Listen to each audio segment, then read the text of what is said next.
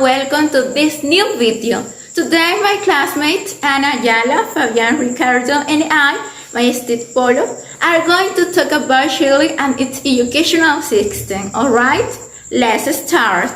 Chile is a sovereign country located in the extreme south of Latin America. It has a republican, democratic, unitary and presidential form of government. Its capital is the city of Santiago.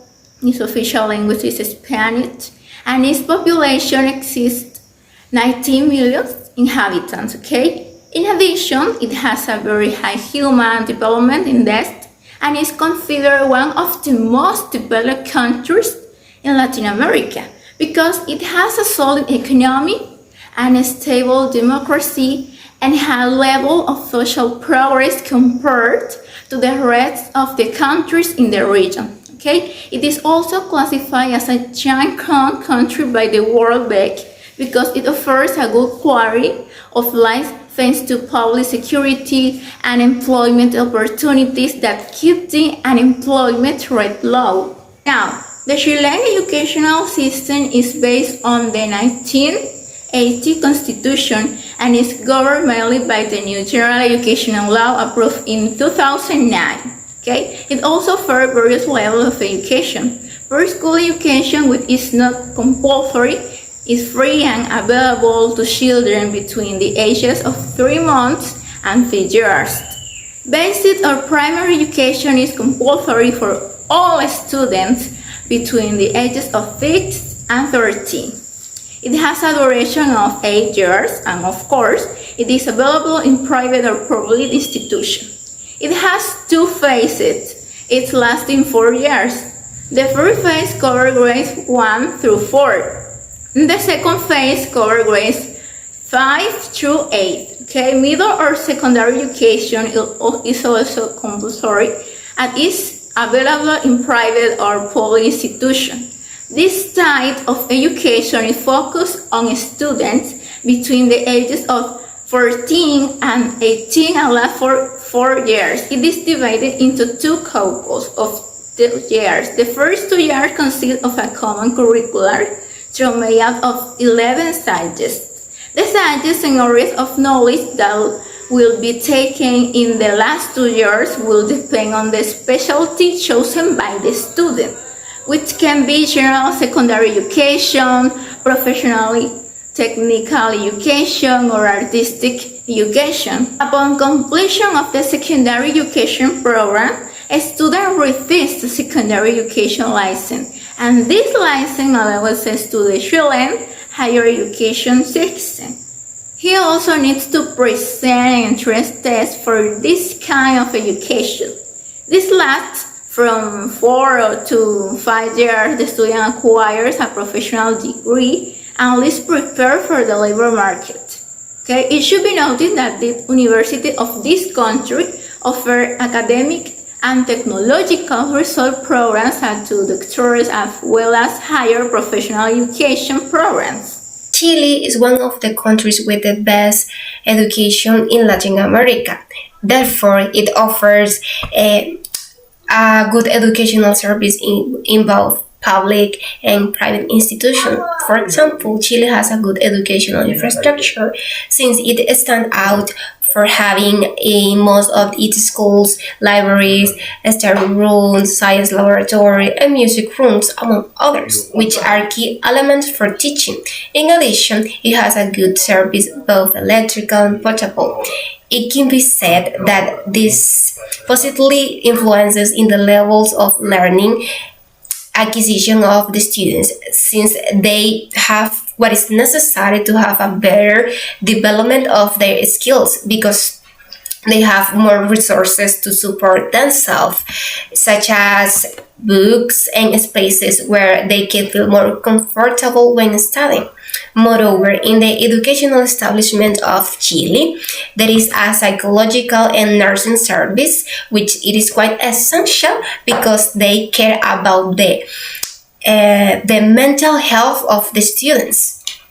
In this way, Chile is located at the top of the table, providing a quality education, thus surpassing many countries such as Colombia, Mexico, and Brazil, among others. Another example of educational system in this country is that public schools have excellent computer rooms, facilitating the teaching and learning process of students since they have a greater source of information to consult in the classroom.